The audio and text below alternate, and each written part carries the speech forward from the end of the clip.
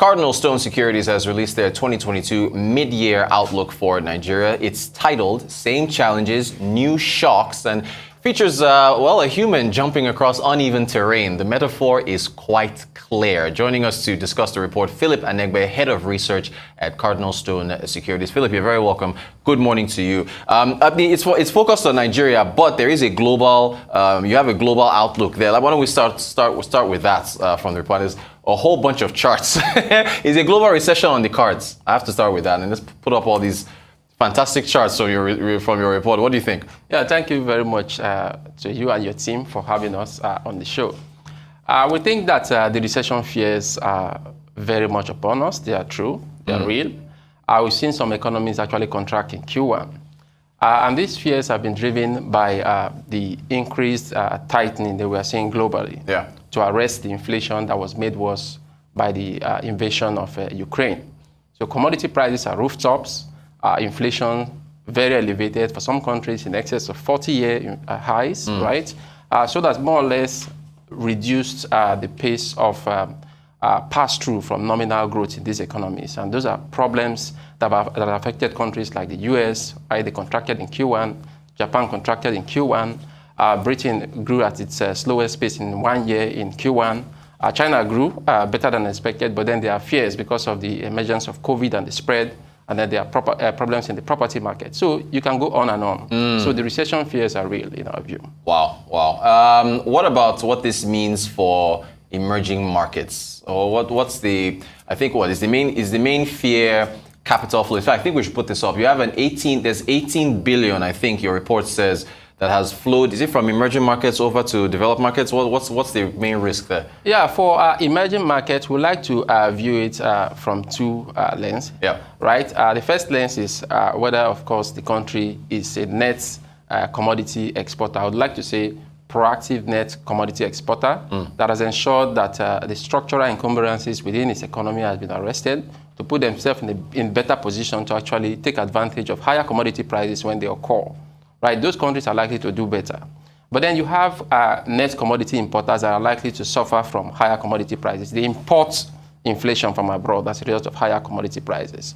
But on the whole, what we've seen is that there's been a flow of funds from these markets to markets considered to be safer haven, right? So you look at flows from net outflows. There have been net outflows from fixed income securities, from equities in this market, right? You look at the JP Morgan Emerging Market Bond Index, it was down by about 15% in H1. So it tells you what you need to know. So there's a lot of risk sensitivities intensified, right? Yeah, and it's there it is. And we can see from the left, down the chart there, from January 2021 all through May, you can see the downward trend as far as that's concerned. I want to ask you, I think we have another chart here on elevated levels of debt distress for sub-Saharan Africa. You've got Ghana, Tunisia, Kenya, all in talks with the IMF over fiscal assistance. So there's the chart there. So how it looks very elevated. Very elevated, Otis. And it's interesting because according to the IMF, about 50% of sub-Saharan African countries are in debt distress or at high risk of same. Yeah.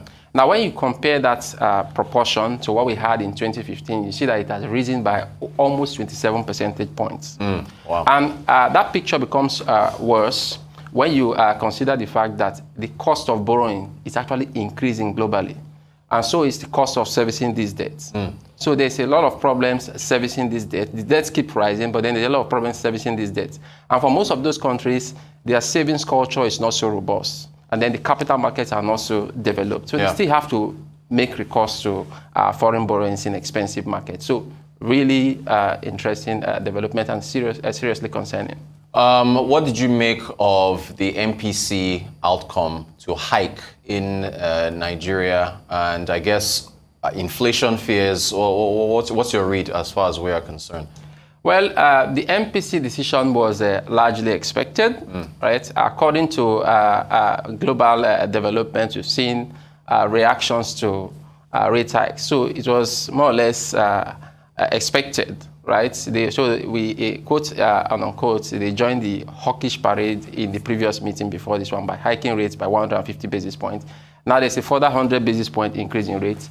And the argument is to arrest demand-side triggers of inflation, even though it acknowledged that Nigerian inflation is principally supply-side driven, right? Calling on the government to put structures in place to address those supply-side factors, right? But on its own side, trying to make sure that excess liquidity don't go around to more or less fan the flames of inflation. So it's expected. So expectation is that you continue to see yields actually track those decisions, those hawkish decisions going forward.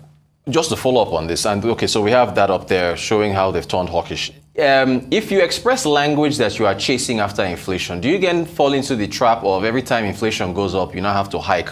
Are we now a hiking spree? What do you think is good? Like for instance, okay, what 18.6% food inflation, 20%. That's for June. If we get to August and July, I don't know, maybe 50 basis points, inflation goes to 19% or something. Does that then put the pressure on the MPC to hike again? Ordinarily, there is positive relationship between inflation and rates, right?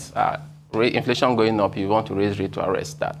But because in Nigeria, it's not just a question of demand side, there are also supply side factors. Yeah. So the expectation is that once those supply side factors are checked, right, the pace of inflation increases will moderate, and that may more or less slow the pace of hawkishness for the CBN. Yeah. Right. So the expectation is that it will come at a time, right, when supply side structures are put in place, or some of the short-term challenges are addressed that will moderate the pace of inflation, particularly food inflation, right? And when that happens, you may see the CBN more or less taper its current hawkish rendition. So it may, the rate adjustments or the tightening that we are seeing may begin to slow when that happens. All right. I like the fact that brokerage services in Nigeria are talking about the impact of the election and what it means, not just for markets. You have a section here where you talk about electioneering and what's its impact, I guess, on the country. Is there currency pressure there in electioneering?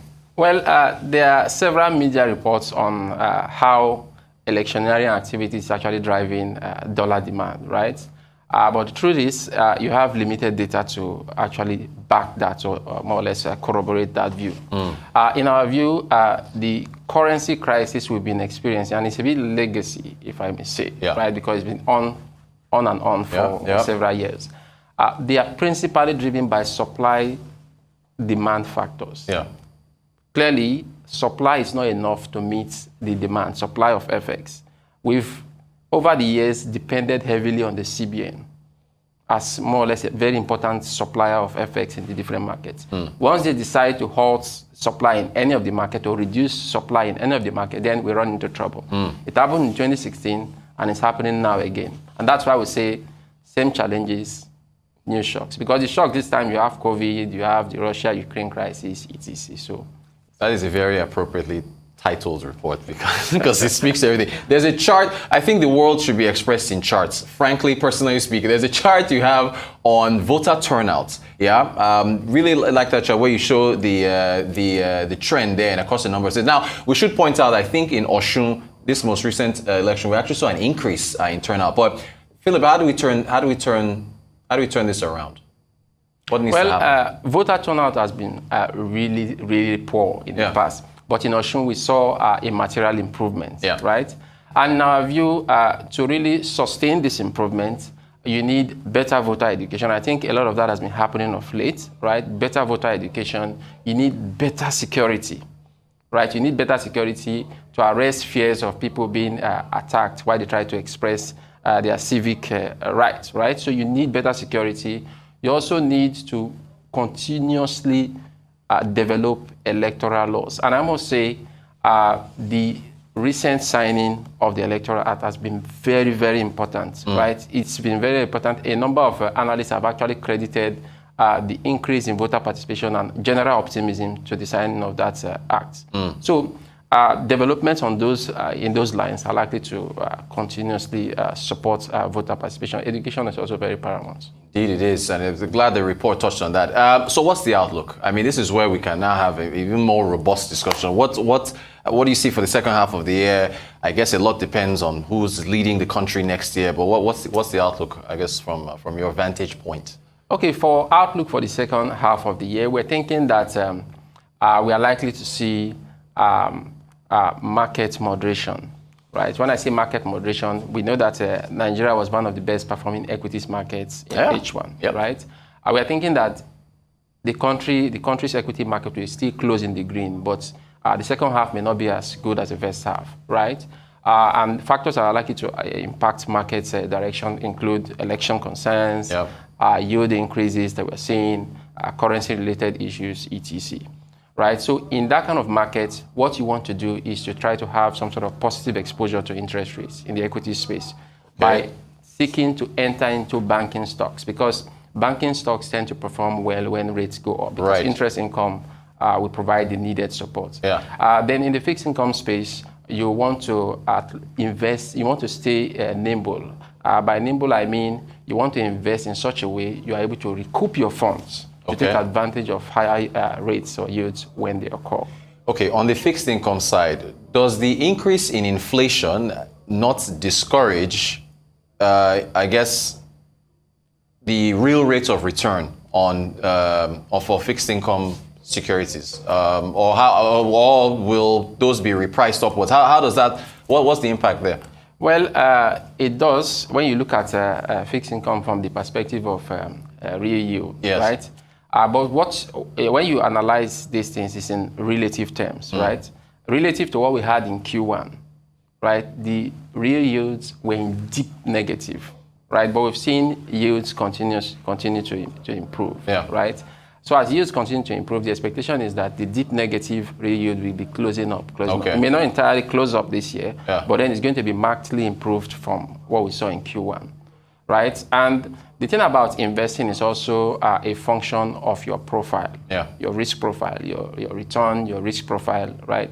There are some individuals, given their profile, they should have some sort of exposure to safer investments like fixed income. So those investors would still choose to invest in fixed income, even though the real yield may still remain in the negative territory, albeit it's better than what they had in Q1. So what we advise is to speak to an investment advisor so that they come up with a portfolio that will net help you to at least try to outperform inflation, at least not, or at least so that your investment will not be eroded by inflation. Well, equities there. I was about to say equities are outperforming. So is only banking? I mean, look, the reports are so in depth and there's so much in there. But I know you did touch on stocks. So are banking stocks? And of course, as you just explained, where people should be expecting letters from their bank saying that their interest rates on whatever loans they have will be repriced upwards since the MPR has gone up. But outside of banking stocks, what other equities or what other sectors do you think look attractive?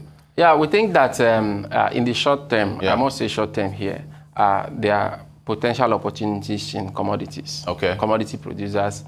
We expect that as the results begin to trickle in for this first half, you're likely to see some excitement in the commodity producers. I think we did see that in Q1 for Presco, Okomo. That may happen again. I think more so for Presco than Okomo, because relative to our target price, we think Presco, you can see enter at relatively decent price compared to Okomo. Seplat is one. I think of recent a day or two ago, it saw good demand. So those commodity producers, they could be short-term opportunities because there was a strong rally on those names in H1, right? So you may just see bits of opportunity.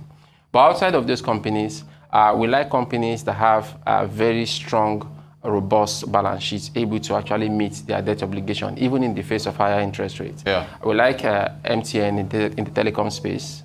We like companies like Transcorp in the sense that of late it's been able to get most of its revenues back, so receivables are more or less coming down. So the concerns are not as much as they were before. We also, I think those are essentially the companies. So I think in the consumer space, we like Guinness and MB. Of late, it looks like they found a way to actually transfer some of the cost burden they usually feel to the populace. So they reported very decent numbers. It's expected that in Q2, the numbers will also be decent and could spur some excitement in the market. All right, nice to end on a positive note. Lots to look forward to. Philip Anegbe, Head of Research, Cardinal Stone Securities. Thanks for your time. Thanks.